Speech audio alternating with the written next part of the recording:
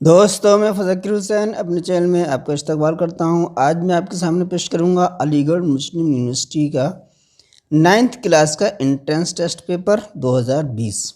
तो ये है हमारा 27 दिसंबर 2020 को हुआ है। क्वेश्चन बुकलेट नंबर है हमारा 58,037। इसमें टेस्ट ड्यूरेशन 2 घंटे होता है और टोटल प्रश्न आते हैं 85। इन 85 प्रश्नों को हम 3 जगह डिवाइड कर लेते हैं। 25 प्रश्न आते हैं लैंग्वेज के, जिसमें लैंग्वेज हमारी 3 लैंग्वेज होती हैं, हिंदी, उर्दू, इंग्लिश। इसके बाद 30 प्रश्न होते हैं मैथमेटिक्स के और 30 प्रश्न होते हैं साइंस के। तो दोस्तों, 25 प्रश्न हो गए हमारे लैंग्वेज के। अब हम इस वीडियो में शुरू करते हैं। मैथमेटिक्स के क्वेश्चन 26 से शुरू होते हैं। पहला मैथमेटिक्स का है ये क्वेश्चन और इस पेपर का है 26वां प्रश्न। Factorization of m⁵ minus 16 m⁵ would be, यानी इसके हमें फैक्टराइजेशन करना है। तो इसको कैसे किया जाएगा? ये m⁵ है, इसको हम 5 जगह लिख सकते हैं। m into M into M into M into 16m into M into M. इसकी फैक्टराइजेशन करेंगे तो जो चीज़, ये 2 पद हैं हमारे, 2 टर्म है, एक और एक ये 2, तो इनमें जो चीज़ कॉमन है वो बाहर ले लेंगे। m गुणा में 3 बार कॉमन है, तो ये हमारा कॉमन आ जाएगा। तो m⁵ ब्रैकेट लग जाएगा यहाँ बचे m⁵2, यानी 2 जगह गुणा में है, और ये आ जाएगा 16। ये m² माइनस 16 को लिख सकते हैं 4²। अब यहाँ पर a² माइनस b² का जो सर्वसम का है वो लग जाएगी a माइनस बी एक कोष्ठक में और a प्लस बी दूसरे कोष्ठक में। इस सर्वसम का वो लगा देंगे तो ये इसके फैक्टराइजेशन आ जाएंगे।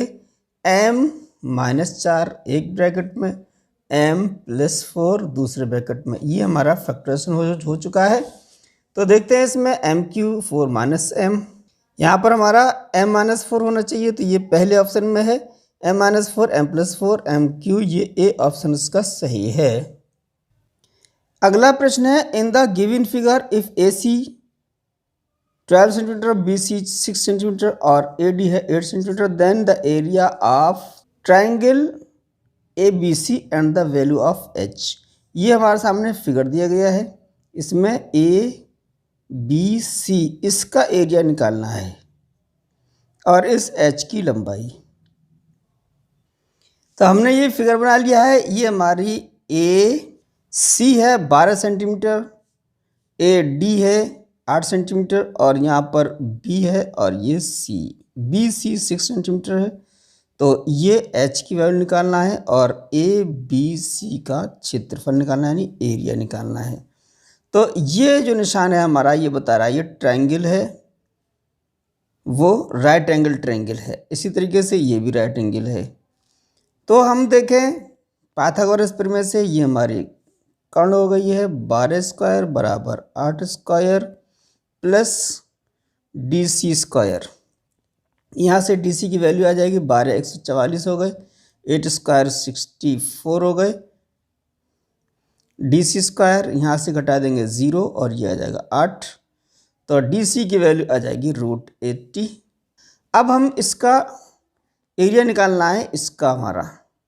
तो एरिया ऑफ ट्राइंगल ABC ये बराबर आएगा इस पूरे ट्राइंगल में से ADC, area of triangle ADC minus area of triangle ADB। इस पूरे ट्राइंगल में से ये छोटा वाला E वाला ट्राइंगल माइनस कर दें तो इसकी वैल्यू आ जाएगी। तो देखें ADC का एरिया क्या होगा, 1/2 लंब यानी एम्पलीट्यूड 8 सेंटीमीटर है इनटू बेस यानी DC, और DC आया हमारा √80 माइनस अब इस छोटे वाले का निकालें तो ये हमारी आ जाएगी लंबाई, हमारी लंबाई रहेगी 8, बेस हमारा ये होगा DB, और DB है ये पूरी √80 है, इसमें से 6 माइनस कर दें तो ये आ जाएगी DB। तो यहाँ से ये कॉमन आ जाएगा, 2 चाकू 8, 4 कॉमन आ गया है। यहाँ से बचेगा √80 माइनस ये √80, ये माइनस माइनस प्लस हो जाएगा +6, √80 कट जाएंगे, 4 से मल्टीप्लाई हो जाएगा 6, तो 24 सेंटीमीटर स्क्वायर। तो ये आ गया area of triangle ABC। 24 centimetre square, 24 इसमें भी है, 24 इसमें भी है। तो H की वैल्यू और निकाल लेते हैं। अब हम H की वैल्यू निकालने के लिए हम ट्रायंगल ले रहे हैं ADC और BEC। ये दोनों ही ट्रायंगल में एंगल C जो है वो कॉमन है। ये राइट एंगल है, ये भी राइट एंगल है, तो एंगल D ये बराबर होगा एंगल E। अब दो अगर एंगल बराबर हैं तो तीसरा एंगल भी बराबर होगा। ये एंगल हमारा इसके बराबर होना चाहिए, तो ये हो जाएगा एंगल A बराबर आ जाएगा एंगल B। तब ये तीनों एंगल के बराबर हैं, तो ट्रायंगल ADC समरूप होगा ट्रायंगल BEC के। और जब ये समरूप है तो फिर इनकी जो साइड्स हैं उनका रेशियो बराबर होगा। तो इसके राइट एंगल के सामने, इसकी राइट एंगल के सामने AC, तो AC बटे होगी BC बराबर होगी C के सामने BE, और ये है AD बटे होगा BE। तो यहाँ से देख रहे हैं AC हमारी है 12, BC है 6, और AD 8, और BE ये है H। यहाँ से H की वैल्यू आ जाएगी 6 दूनी 12, 2 चौक 8, तो H की वैल्यू आ गई है 4 सेंटीमीटर। तो एरिया हमारा 24 सेंटीमीटर स्क्वायर और H की वैल्यू 4 सेंटीमीटर, तो 24 स्क्वायर सेंटीमीटर और 4 सेंटीमीटर, ये C ऑप्शन हमारा सही है। तो ये प्रश्न है, if the mean of y and 1/y is z, यानी y और 1/y का मीन जो है z है, तो इसका मतलब ये हुआ y + 1/y/2, इसकी वैल्यू z के बराबर है। यानी मीन जो होता है उन दोनों को जोड़ के आधा कर देते हैं। A B C अगर 3 क्वांटिटी हैं और इनका मीन निकालना है तो 3 से डिवाइड करेंगे। जितनी क्वांटिटी होगी उनको जोड़ के उतनी क्वांटिटी से डिवाइड कर देते हैं, तो इसका मीन आ जाता है। तो ये 2 क्वांटिटी हैं, 2 से डिवाइड कर देंगे। यहाँ से y + 1/y = 2z, दोनों तरफ स्क्वायर कर दें तो ये आ जाएगा y + 1/y का स्क्वायर बराबर 2z का square. y² + 1/y² + 2y + 1/y = 4z²। यहाँ से a + b का स्क्वायर कर दिया है, a² + b² + 2a, y से y कट गया, y² + 1/y² + 2 बराबर 4z²। हमें निकालना है y² + 1/y² का मीन। तो इसका मीन कितना आ जाएगा, इसको हम पक्षांतर कर देते हैं, y² + 1/y² बराबर 4z² - 2। अब इसका मीन क्या होगा, जिस तरीके से y + 1/y का मीन इसको हमने निकाल के 2 से डिवाइड किया था, ऐसे ही y² + 1/y² 2 से यहाँ से कॉमन लेके इसके अपॉन में ले आएँ, तब हमारा y² + 1/y² इसका मीन आ जाएगा। z² 2 बाहर ले लिए तो 2 बचे, यहाँ से 2 बाहर आ गया, माइनस होना चाहिए। ये आ गया है y² 1/y² का मीन, ये हो गया, और ये बराबर आया 2z² - 1। तो इसमें देखें 2z² - 1 सी ऑप्शन में है, तो सी ऑप्शन हमारा सही है। If a number is 42 more than the average of its half, 1/3 and 1/15 then the number is. कोई नंबर है जिसको हम x मान लेते हैं, ये x जो है वो हाफ, इट्स हाफ, इस x का हाफ यानी x/2 और 1/3 यानी x/3 और 1/15 ये है x/15। इनका एवरेज कितना आएगा, इसको जोड़ के 1 2 3 क्वांटिटी है तो 3 से डिवाइड कर दें, ये हो गया एवरेज। ये एवरेज जो है, इस एवरेज से x जो है वो 42 ज़्यादा है, ये ज़्यादा है तो इसमें जोड़ देंगे तो ये इसके बराबर हो जाएगा। अब हम इसमें से x की वैल्यू निकाल लेते हैं, वही हमारी नंबर होगा। इसको सॉल्व करें, पहले ऊपर का सॉल्व कर लें तो ये आ जाएगा LCM 30, 2 से डिवाइड किया 15 बार गया 15x, 3 से डिवाइड किया 10 बार गया 10x और 2x, बटे में है 3 प्लस में है 42, ये x इधर है ही है, x - 42 इधर ले लिए हमने, 15 10 25 2 27, x/30 को नीचे ले लेंगे तो ये आ जाएगा 90, 9 से कट जाएगा 9 3 27, 9 2 90।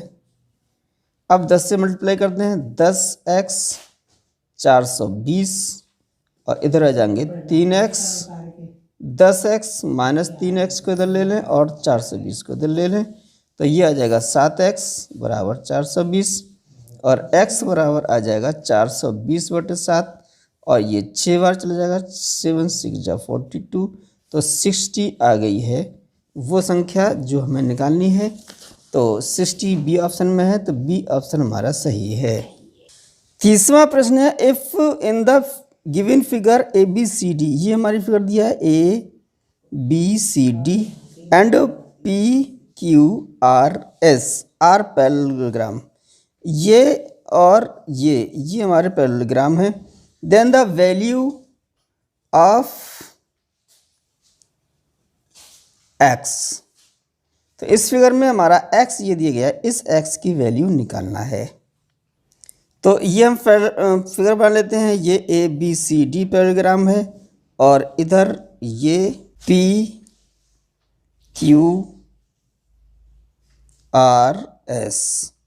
ये PQRS पैरेललोग्राम है और ABCD ये पैरेललोग्राम है। तो ये x है, इस की वैल्यू निकालना है। दिया क्या है, ये जो एंगल है 120 है और ये एंगल है वो 70 है। तो हम जानते हैं कि ये BC और AD क्या है, पैरेलल हैं, तो फिर ये और ये दोनों 180 अंश होंगे, ये 120 है तो ये 60 होगा, और ये AD और BC पैरेलल हैं तो ये 60 है तो ये भी 60 होगा। इसी तरीके से ये SR और PQ पैरेलल हैं तो ये 70 है तो ये भी 70 होगा। तो तीनों कोणों का योग 180 अंश होता है। तो हम x की वैल्यू निकाल रहे हैं, तो 180 में से दोनों ही घटा देते हैं, 70 और 60। यहाँ x की वैल्यू 180 - 130, ये आ जाता है हमारा 50 डिग्री। तो ऑप्शंस में देखते हैं, ये है हमारा 50 डिग्री बी ऑप्शन में है, तो बी ऑप्शन हमारा सही है। अगला प्रश्न है, कोई पर्सन है can do a piece of work in 30 days, कोई काम है वो 30 दिन में करता है A, while B can do the same work, यानी वही काम 24 दिन में करता है, वो बी करता है।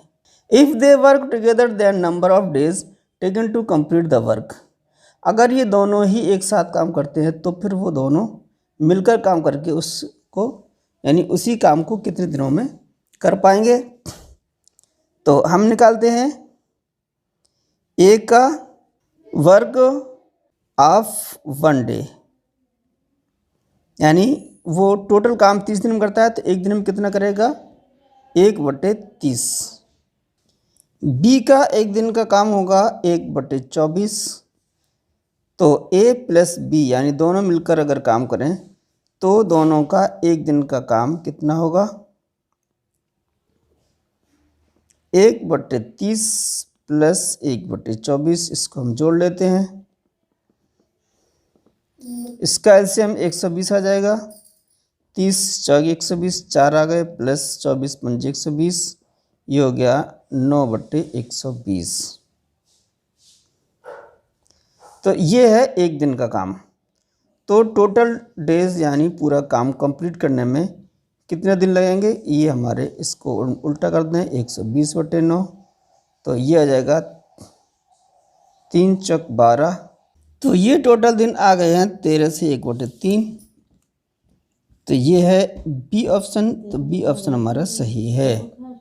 32वां प्रश्न, A B C D is the diameter of a circle of radius 6 centimetre such that A B बराबर बी सी बराबर C D. Semicircle are drawn on A B and V D as diameters as shown in given figure. Find the area of the shaded region. तो ये हमारा figure दिया गया है, इसको बना लेते हैं। ये ए डी क्या है, ये डायमीटर है और इसकी रेडियस है 6 सेंटीमीटर। तो ए डी यानी डायमीटर हो जाएगा 12 सेंटीमीटर। अब इसकी रेडियस को अगर हम R1 मान देते हैं, ये 3 भागों में बटा हुआ है, ए बी, बी सी और सी डी। ये तीनों भाग बराबर हैं, यानी ए बी बराबर है बी सी के और बी सी बराबर है सी डी के। तो 3 भागों में बटा है 12, तो 12 को 3 जगह डिवाइड करें तो ए बी बराबर आ जाएगा 4 सेंटीमीटर। ये भी 4 हो जाएगी, ये भी 4 हो जाएगी। तो अब इसका ए बी वृत्त अगर डायमीटर माने तो इसका सेमी सर्किल, और बी डी को डायमीटर माने तो फिर इसका सेमी सर्किल। इसके बाद जो ये हिस्सा बच रहा है ये शेडेड रीजन है, इसका एरिया निकालना है शेडेड रीजन का। तो इस ए डी जो डायमीटर है इसकी त्रिज्या को R1 माने, ये जो बी डी डायमीटर है इसकी त्रिज्या को R2 माने, और ए बी डायमीटर है इसकी त्रिज्या को R3 माने। तो फिर एरिया ऑफ शेडेड रीजन ये बराबर आ जाएगा πr1² माइनस ये वाले πr2²/2, इसको जोड़ना है, प्लस πr3²/2। ये सब सेमी सर्किल के एरियाज हैं। अब पाई सब में कॉमन है, 2 सब में कॉमन है, R1² हमने मानी है इस ए डी डायमीटर की त्रिज्या। तो ए डी डायमीटर की त्रिज्या कितनी है 6, तो 6² माइनस R2 मानी है बी सी डायमीटर की, बी डी डायमीटर की त्रिज्या, तो ये बी सी होगी और ये है 4, तो 4² प्लस R3 इसकी त्रिज्या मानी है, तो ये 4 है तो इसकी त्रिज्या हो जाएगी 2, तो 2 का स्क्वायर। अब इसको सॉल्व कर लेते हैं, पाई की वैल्यू लगा दें 22/7 और 2 ये हो गए, 6 × 36, 4 चौक 16, 2 दूनी 4, ये हो जाएगा हमारा 22/7 गुणा 2 गुणा 36 में से 16 घटाएं 20 बचेंगे, और 20 में 4 जोड़ दें तो 24 हो जाएगा। इसको हम सॉल्व कर लेते हैं, 11 चौक 44, 11 दूनी 22, 4 26/7, 7 × 21 बचे 5, 7 7 49, 1 50, 7 5 बचेंगे, 7 7 49, तो 37.7 ये एरिया आ गया शेडेड रीजन का। 37.70 सेंटीमीटर स्क्वायर होगा क्योंकि ये एरिया है। तो सी ऑप्शन हमारा सही है। Sita and Gita go for a swim after a gap of every 2 days and 3 days respectively. If on 1st January both of them went for swim together, then will they go together next? यानी एक 2 दिन के बाद जाती है, दूसरी 3 दिन के बाद जाती है, तो दोनों फिर दोबारा पहली बार पहली जनवरी जाती है, तो दोबारा दोनों एक साथ कब जाएंगी? तो इसके लिए हम एलसीएम निकालते हैं। 2 और 3 का एलसीएम जो हो जाएगा वो 6 होगा। तो ये 6 यानी 6 दिन के बाद दोबारा साथ जाएंगे, तो 1 जनवरी को जाती है, 6 दिन बाद 7 जनवरी को जाएंगी, तो ए ऑप्शन इसका सही है। How many natural numbers lie between 52 square और 53 स्क्वायर? तो इनका हम 53 स्क्वायर में से 52 स्क्वायर माइनस कर दें और इनमें से एक और माइनस कर दें, तो ये आ जाएगा हमारा number of natural lies between these numbers. तो इसमें ए स्क्वायर माइनस बी स्क्वायर का फॉर्मूला अगर लगा दें तो ये हो जाएगा 105 इंटू 1 माइनस 1, ये आ जाएंगे 105 में से 1 घटाएंगे 104। तो 52 स्क्वायर एंड 53 स्क्वायर के बीच में 104 नेचुरल नंबर्स आएंगे, तो बी ऑप्शन हमारा सही है। अगला प्रश्न है which of the following numbers is not a perfect square? तो इनमें से कौन सा परफेक्ट स्क्वायर नहीं है? तो 0 सब में लास्ट में है, तो ये 0 तो 2 0 हैं, तो ये परफेक्ट स्क्वायर होंगे। अब हम बाकी की संख्या हमारी क्या है? ये 36 है, ये 64 है और ये 89 है और ये 25 है। ये परफेक्ट स्क्वायर, ये भी परफेक्ट स्क्वायर, ये भी परफेक्ट स्क्वायर। ये परफेक्ट स्क्वायर नहीं है, इसलिए 8900 भी क्या है? परफेक्ट स्क्वायर नहीं होगा। तो ये सी ऑप्शन इसका सही है। The coordinate of A point lying on x axis, ये हमारा कार्तीय तल कहलाता है। इस तल को 4 भागों में बांटते हैं। ये 2 अक्ष है, ये एक्स अक्ष है, ये वाई एक्सिस है। अब एक पॉइंट यहाँ हो सकता है, पूरे कहीं भी हो सकता है, तो उसकी पोजीशन बताने के लिए हम कोऑर्डिनेट्स का निर्माण करते हैं, बताते हैं। कोई पॉइंट एक्स अक्ष के ऊपर होगा या नीचे होगा, वाई अक्ष के दाएं होगा या बाएं होगा। तो पहले हम एक्स अक्ष के कोऑर्डिनेट लेते हैं। एक्स अक्ष पर अगर कोई चलता है तो ये एक्स की वैल्यू कहलाती है, यानी पहली वैल्यू कहलाती है। एक्स और वाई 2 वैल्यू होती हैं हमारी, ये हमारे कोऑर्डिनेट होते हैं। ये एक्स अक्ष के पैरेलल में होगी तो वाई अक्ष के दाएं होगी या बाएं होगी। ऐसे ही वाई की वैल्यू एक्स अक्ष के ऊपर होगी या नीचे होगी, यानी वाई अक्ष के पैरेलल होगी। तो कोई पॉइंट हमसे दिया गया है कि lying on the x axis, तो एक्स अक्ष पर है यानी इस पर मौजूद है, तो इसकी कोई ना कोई वैल्यू होगी, यानी वाई अक्ष से कुछ दूरी होगी। अगर वाई अक्ष से दाईं तरफ है तो प्लस में होगी, बाईं तरफ है तो माइनस में होगी, तो एक्स की कोई ना कोई वैल्यू होगी। अब ये चूँकि एक्स अक्ष पर ही मौजूद है तो न ऊपर है न नीचे है, यानी वाई अक्ष पर कोई वैल्यू इसकी नहीं है, तो वाई अक्ष की वैल्यू क्या हो जाएगी? 0 हो जाएगी। ये दूसरा कोऑर्डिनेट होगा वो 0 होगा। तो एक्स अक्ष पर अगर कोई बिंदु है यानी एक्स अक्ष पर लाई कर रहा है, तो ये ए पॉइंट है, तो पहली वैल्यू एक्स होगी, दूसरी वैल्यू 0 होगी, तो इसके कोऑर्डिनेट एक्स 0 होंगे। तो एक्स 0 जो है सी ऑप्शन में है, तो सी ऑप्शन इसका सही है। Rupa gets 98 marks in her examination, this amount to 56% to the total marks, what are the maximum marks? यानी 98 जो मार्क्स हैं वो टोटल मार्क्स का 56 है।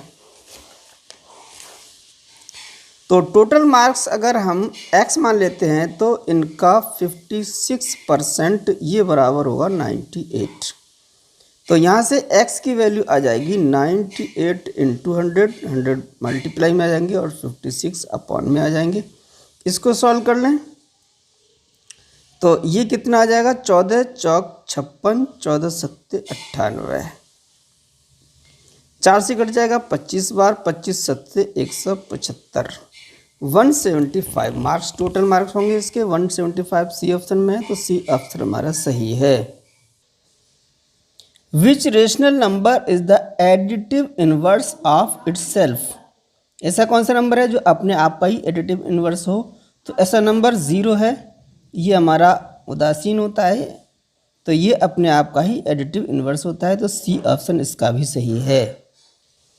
If 24 of x is 48 then find the value of x, x की value निकालना है, तो क्या है 24% of x is equal to 48, तो 24% को हम 24 अपना 100 लिख देते हैं, ऑफ की जगह मल्टीप्लाई x इक्वल टू 48, तो x की वैल्यू के लिए 100 ऊपर और 24 नीचे, तो 48 इंटू 100 अपॉन 24, तो 24 दूनी 48 हो जाएंगे, तो x की वैल्यू आ जाएगी 200, तो 200 है हमारा डी ऑप्शन में, तो डी ऑप्शन ही हमारा सही है। If the area of square P Q R S is 36 square centimetre, then area of joining the midpoint of sides P Q R S is, तो ये कोई स्क्वायर है P Q R S, इसके midpoint को मिलाने पर,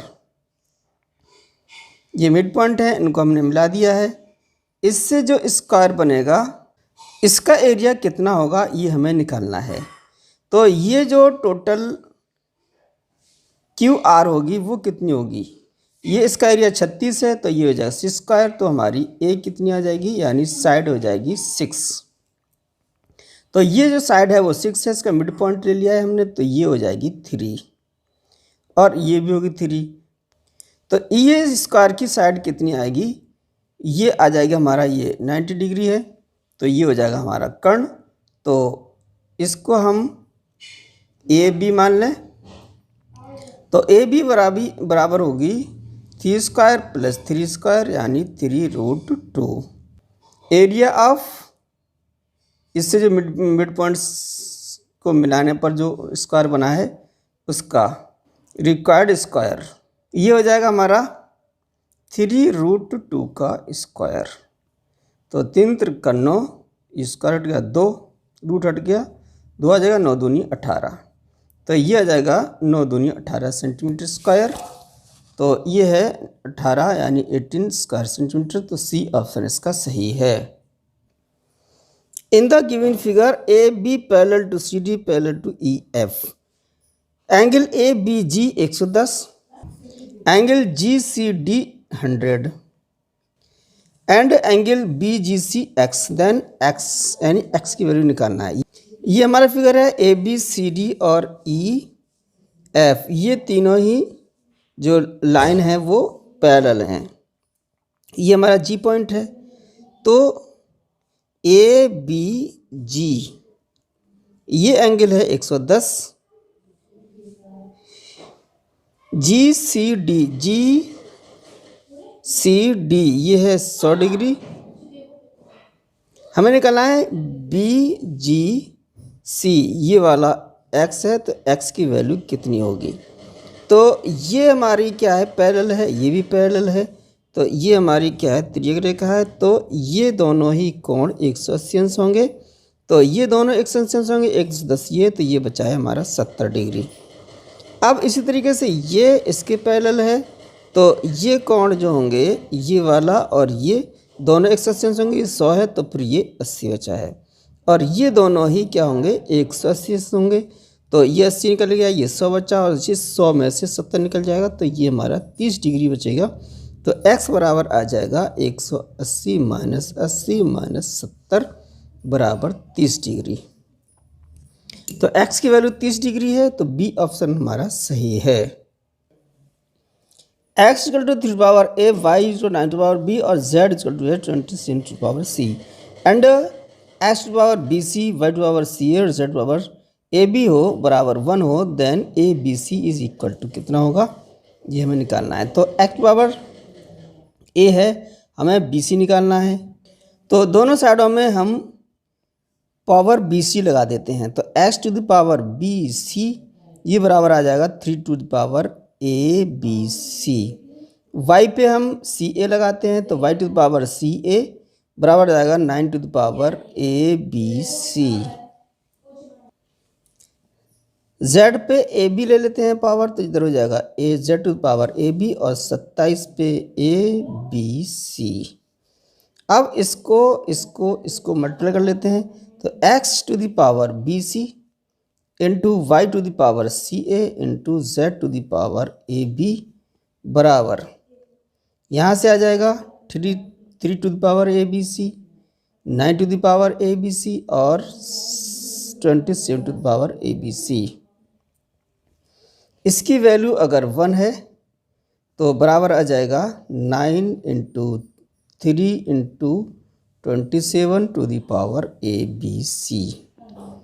अब इसकी वैल्यू 1 के बराबर कब होगी?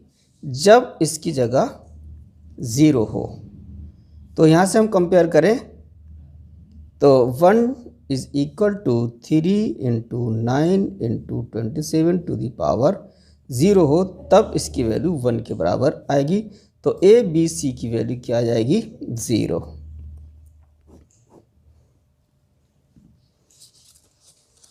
तो यहाँ पर डी ऑप्शन में 0, तो डी हमारा सही है। 43वां प्रश्न, इन द गिवन फिगर, ये फिगर दिया गया है, the diagonals of rectangle A B C D meet at O point if B O C 44 degree then angle O A D will be. तो ये हमारी फिगर है, ये 44 डिग्री है। कौन निकालना है? ओ ए डी, ये वाला ही हमारी एंगल कितनी होगी ये निकालना है। ये 44 है तो ये भी हमारा क्या होगा? 44। अब चूँकि ये हमारा रेक्टेंगल है तो ये हमारा डायगोनल है, तो ये दोनों बराबर होंगे, तो ये एंगल भी बराबर होंगे। तो ये एंगल हमारा 44 है, तो ये दोनों एंगल होंगे 180 माइनस 44, और ये एक एंगल हो जाएगा इसका आधा, क्योंकि ये दोनों बराबर हैं। तो इसमें निकाल लेते हैं, ये बचेगा एंगल ओ ए डी, घटा देंगे 6 बचेंगे, 7 में से 3 बचेंगे, 136/2, 2 छक्का 12 और 2 अट्ठे 16, यह आ जाएगा 68 डिग्री। सी ऑप्शन इसका सही है। The probability of getting a number greater than 6 in a throw of dice is. तो हम जानते हैं कि किसी भी डिश पर 6 नंबर से ज़्यादा कोई नंबर नहीं होता है, तो टोटल नंबर हमारे 6 होते हैं। तो ग्रेटर देन 6 हमारा 0 हो जाएगा, तो इसकी प्रोबेबिलिटी क्या आ जाएगी? 0। तो 6 से बड़ा नंबर आने की प्रोबेबिलिटी 0 होगी, तो डी ऑप्शन हमारा सही है। क्यूब रूट ऑफ दिस, अब इसके क्यूब रूट कितना होगा?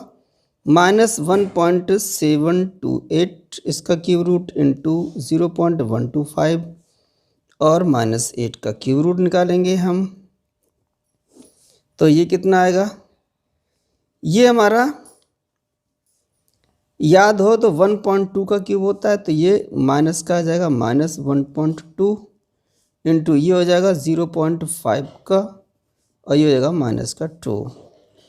माइनस माइनस मल्टीप्लाई में है, ये प्लस हो जाएगा, 5 दूनी 10, 1.2 इंटू 1, तो ये आंसर आ जाएगा हमारा 1.2। तो ये प्लस में आएगा 1.2, तो ए ऑप्शन हमारा सही है। The multiplicative inverse of 3 to the power -1 5 to the power -1। तो इसमें हम इनवर्स निकाल रहे हैं, तो हमें निकालना है 3 to the power -1 minus 5 to the power -1 और इस पर टोटल पे -1, इसका मल्टीप्लिकेटिव इनवर्स। तो इसका ये जो -1 पावर है ये प्लस की हो जाएगी, तो ये आ जाएगा multiplicative inverse 3 to the power -1 5 to the power -1। इसको लिख सकते हैं 1/3, इसको 1/5, इसको सॉल्व कर लें तो इसका एलसीएम 15, 5 - 3, ये हो जाएगा 2/15, यही आंसर होगा। 2/15 प्लस का ही आएगा, तो बी ऑप्शन हमारा सही है। 47वां प्रश्न है, what amount is to be repaid on a loan of 12,000 for 1.5 years and at 10% per annum compounded half yearly.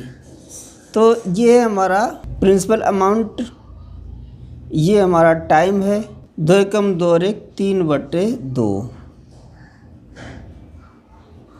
ये रेट। अब यहाँ पर जो कंपाउंडेड हाफ ईयरली यानी जो ब्याज लग रहा है वो हाफ ईयरली लग रहा है, और जब ब्याज हाफ ईयरली लग रहा होता है तो फिर हमारा जो टाइम होता है वो दुगना हो जाता है, क्योंकि एक साल में 2 हाफ ईयर होंगे, तो ये हो जाएंगे 3 एन की वैल्यू, और रेट जो है हाफ हो जाता है, ये हो जाएगा 5%। टाइम जो है दोगुना हो जाएगा और रेट हाफ हो जाएगा जब ब्याज है हाफ ईयरली लग रहा हो। अब हमें निकालना है ए, ये फार्मूला है A equal to 1 + R/100 to the power n। यहाँ P हमारा है 12,000, 1 + R है 5%, 5/100 हो गया, ये n हमारा 3 हो गया। इसको सॉल्व कर लेते हैं। 5 से कट जाएगा, 5 दूनी 10, 20 से कम 20 और 1 21/20, 3 घात है, इसे 3 बार लिख देंगे। 1 2 3 से 0 कट जाएंगे, ये 2 12, 2 3 6। अब 3/2 गुणा 21, 21 से मल्टीप्लाई करें 4 से 41 इंटू 21, 2 से डिवाइड कर दें, 2 एकम 2, 2 3 6, 2 8 16, 2 9 18, 2 एकम 2, 2 5 10, ये आ गया है 13,891.5, ये 13,891.5। तो सी ऑप्शन इसका सही है। ए रेक्टेंगुलर शीट ऑफ आयरन यानी लोहे की कोई शीट है जिसकी लंबाई 22 सेंटीमीटर, चौड़ाई 8 सेंटीमीटर है, is folded without overlapping to make a cylinder of height 8 centimetre. 8 centimetre ऊंचे इस चादर को मोड़कर 8 सेंटीमीटर ऊंचाई का सिलेंडर बनाया जाता है। Then the ratio of the curved surface and area of the cylinder is. तो ये कोई चादर है जिसकी चौड़ाई 8 सेंटीमीटर और लंबाई 22 सेंटीमीटर है। इसको मोड़कर फोल्ड करके इस तरीके से एक सिलेंडर बनाया जाता है। अब इसकी सिलेंडर की लंबाई 8 सेंटीमीटर है और इसका जो सरकमफेरेंस होगा वो आ जाएगा 22 सेंटीमीटर, और ये बराबर, अगर इसको त्रिज्या को r मान लें तो ये बराबर हो जाएगा 2πr। यहाँ से r की वैल्यू आ जाएगी 22/2π, 22/22/7 होगा, 7 ऊपर पहुँच जाएगा, और 2 ये होगा, 22 से 22 कट गया, r की वैल्यू आ जाएगी 7/2। अब हमें निकालना है ratio of volume and surface area of this cylinder. अब इसकी अगर त्रिज्या r है तो वॉल्यूम हो जाएगा πr²h, और सरफेस एरिया हो जाएगा हमारा 2πrh। h से h कैंसिल हो जाएगा, पाई से पाई, r स्क्वायर से स्क्वायर कट जाएगा, ये बचेगा हमारा r/2। r की वैल्यू है 7/2, 2 ये हो गए तो ये आ जाएगा 7/4, और रेशियो में लिखें तो ये आ जाएगा 7/4। तो ये आ जाएगा 7/4, इज सी ऑप्शन हमारा सही है। If cube root of 2x³ + 26 = -1 then the value of x। अगर हम इसको क्यूब रूट को हटा दें, यानी इस दोनों पक्ष को क्यूब कर दें, तो ये जो सिंबल है क्यूब रूट का वो हट जाएगा, +26 -1⁻3। तो ये -1⁻3 है तो माइनस ही रहेगा, ये 1। 2x⁻3 है, -1 = -1 -26 हो जाएगा -27। अब 2x टू पावर 3 है, ये है हमारा 3 टू द पावर 3 लिख सकते हैं इसको। तो इसको हम कंपेयर कर दें तो 2x बराबर आ जाएगा -3, तो x की वैल्यू आ जाएगी -3/2, यही x की वैल्यू होगी। तो -3/2 ये ऑप्शन हमारा सही है। अगला प्रश्न है which one of the following is not true. इसमें जो कुछ स्टेटमेंट दिए हैं इनमें से जो सच नहीं है उसको हम सिलेक्ट करेंगे। The numbers that can be expressed as some of to cubes in to different ways are known as हार्डी-रामानुजन numbers. तो ये बात जो है वो सही है कि एक नंबर को दो नंबर के क्यूब के योग में अगर किसी नंबर को दो डिफरेंट क्यूब के योग के रूप में दर्शा सकते हैं दो तरीके से, तो उसको हम हार्डी-रामानुजन नंबर कहते हैं। तो ये बात सही है। If in the prime factorisation of any number each factors appears 3 times then the number is perfect cube, ये भी सही है। अगर किसी के प्राइम फैक्टर में कोई नंबर 3 बार आ रहा है तो वो परफेक्ट क्यूब होगा, तो ये बात सही है। सी ऑप्शन में देंगे a perfect cube does not and with 2 zeros, ये भी सही है कि अगर एंड 2 0 से हो रहा है तो ये परफेक्ट क्यूब नहीं हो सकता। तो अब हमारा डी ऑप्शन ही बचा है।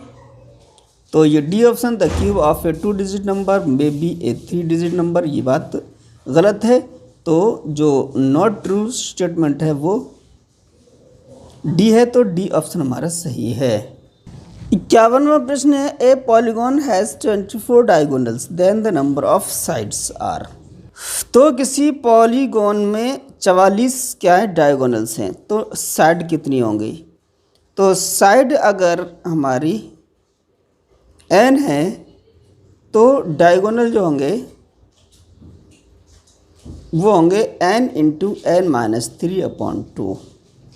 तो डायगोनल हमें दिए गए हैं तो ये हो गए 44 बराबर n की वैल्यू निकालना है n-3/2। 2 से मल्टीप्लाई कर दें तो ये आ जाएगा 2 चाकू 8, तो चाकू 8 बराबर n इंटू n-3। इसको लिख सकते हैं हम 11-8-88 होंगे, ये n-3 11 इंटू 11-3। तो अब इसको हम कंपेयर कर लें तो क्या हो जाएगा, ये n और ये -3, तो ये आ जाएगा n बराबर 11। यही हमारी क्या होंगी साइड्स होंगी।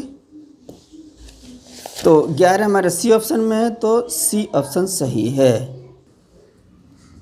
There are 100 student in a hostel. एक हॉस्टल में 100 छात्र हैं। Food provision for them is for 20 days। How long will these provisions last if 25 more student join the group. 100 student के लिए 20 दिन का खाना है, राशन है। अगर 25 स्टूडेंट और उसमें जुड़ जाते हैं तो वो राशन कितने दिन चलेगा। तो जो राशन है वो है 100 स्टूडेंट के लिए, कितने दिन के लिए, 20 दिन के लिए। तो अगर इस राशन को सिर्फ एक स्टूडेंट खाए तो कितने दिन चलेगा, 20 इंटू 100। यहाँ ज़्यादा का मालूम हो और एक का निकालना है तो गुणा कर रहे हैं, क्योंकि ये इन्वर्सली प्रोपोर्शनल है डेज और स्टूडेंट में। अब 25 स्टूडेंट और जुड़ गए तो अब ये हो गए 125 स्टूडेंट। अगर उसी खाने को 125 स्टूडेंट खाते हैं तो वो कितने दिन तक उस खाने को खाएंगे। तो ये आ जाएगा 20 × 100/125। 25 पंजे 125, 25 चौक 100, 5 चौक 20, 4 चौक 16, ये आ जाएगा 16 दिन। तो ये खाना 16 दिन चलेगा। 16 दिन ये है डी ऑप्शन में, तो डी ऑप्शन हमारा सही है। ए machinery worth of 10,500 depreciated by 5%, find it value after 1 year। यानी किसी मशीनरी की वैल्यू डाउन हो रही है तो 1 साल के बाद उसकी वैल्यू कितनी होगी ये हम निकालेंगे। इसके लिए फार्मूला हमारा ब्याज वाला लगता है, ए बराबर P × 1 + R/100 to the power n। तो p हमारी प्रेजेंट वैल्यू होगी और ये होगी जितने साल के बाद हमें वैल्यू निकालना है उसकी। अगर वैल्यू बढ़ रही है तो प्लस होगा और वैल्यू घट रही है तो माइनस होगा। a की वैल्यू निकालना है, p हमारी है यानी प्रेजेंट वैल्यू 10,500, 1 माइनस हो जाएगा, ये डिप्रिशिएटेड हो रहा है तो 5% है अपॉन 100 टू द पावर 1। हमें 1 साल के बाद निकालनी है तो ये आ जाएगा 10,500 इंटू 5 से डिवाइड कर दें, 5 दूनी 10, 20 से कम 20 में से घट गया 19/20, 0 से 0 कैंसिल हो गया, 2 पंजे 10, 2 दूनी 4 और 2 पंजे 10, ये आ जाएगा 525 इंटू 19। 19 से मल्टीप्लाई करेगा 19 पंजे 95 के 5, 19 दूनी 38 और 9 47, 19 पंजे 95 और 4 99, तो ये आ जाएगा 9,975 रुपीज़। तो ये है पहले ऑप्शन में 9,975, तो ए ऑप्शन हमारा सही है। 54वां प्रश्न है, what should be subtracted from the product of, इसके और इसके प्रोडक्ट में क्या घटाया जाए टू गेट, प्राप्त करने के लिए x³ माइनस 3x प्लस 9। तो ये हमारा दिया गया, इसके प्रोडक्ट में से मान लिया हमने कैपिटल X घटाया तो प्राप्त क्या हो रहा है x³ माइनस 3x प्लस 9। तो x की वैल्यू निकालना है तो इसको इधर ले लेंगे, इसको इधर ले लेंगे। तो पहले हम इसका प्रोडक्ट निकाल रहे हैं, x का मल्टीप्लाई कर दिया है, -3 से मल्टीप्लाई करें तो ये आ जाएगा माइनस के 3x square minus 9x minus 27। इसको उधर ले लें तो ये हो जाएगा माइनस x³, ये माइनस का प्लस हो जाएगा 3x minus 9 equal to x। तो इसको हम सॉल्व करेंगे, x³ से x³ कैंसिल आउट हो चुका है, 3x माइनस के 3x स्क्वायर प्लस के 3x स्क्वायर, 9x माइनस के 9x प्लस के ये कैंसिल आउट हो गया, ये हो गए हमारे माइनस के 27 और माइनस के 9, ये हो जाएंगे माइनस के 36 और ये बचे हैं 3x, ये बराबर आ गया x। तो कैपिटल X की वैल्यू ये आ गई, यानी इतना ही हमें घटाना है इसके प्रोडक्ट में, तो ये प्राप्त हो जाएगा। तो ये है हमारा -36 प्लस 3x, सी ऑप्शन सही है। 2 successive discount of 20% and 10% are equal to a single discount of. तो 2 डिस्काउंट हैं, पहले 20% डिस्काउंट देता है फिर 10%, तो उसका एक सिंगल डिस्काउंट कितना आ जाएगा ये हमको निकालना है।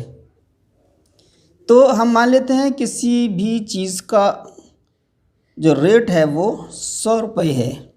अब इस पर अगर 20% डिस्काउंट दिया जाए तो 20% का डिस्काउंट हो जाएगा, तो ये आ जाएगा 20/100 गुणा 100, 100 कट गया, 20 रुपये डिस्काउंट हो गया। तो अब उसकी जो कीमत आएगी वो 80 रुपये आएगी। अब इसके बाद फिर 10% हमने डिस्काउंट कर दिया तो 10% हो गया 100/100, 0 से 0 कट गया, ये 8 रुपये फिर डिस्काउंट कर दिया है हमने। तो टोटल डिस्काउंट कितना हुआ, ये हो जाएगा 20 प्लस 8, ये हो गया 28। तो ये 28 डिस्काउंट किस पे हुआ है, 100 रुपये पे हुआ है। तो यही हमारा सिंगल डिस्काउंट जो होगा वो 28% आ जाएगा। तो ये हमारा है डी ऑप्शन में, तो डी ऑप्शन सही है। A family consumes 20 kilogram of LPG in 25 days. एक फैमिली 25 दिनों में 20 किलो LPG गैस खर्च करती है।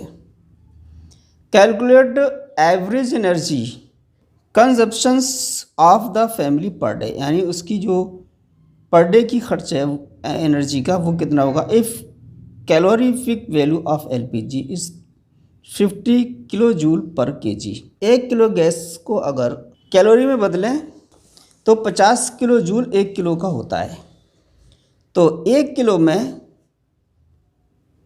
1 किलो गैस बराबर है 50 किलो जूल, कैलोरी में बदलते हैं तो 20 किलो गैस कितनी हो जाएगी, तो 20 किलो गैस ये होगी 50 गुणा 20, 1 2 5 दूनी 10, 1000 किलो जूल।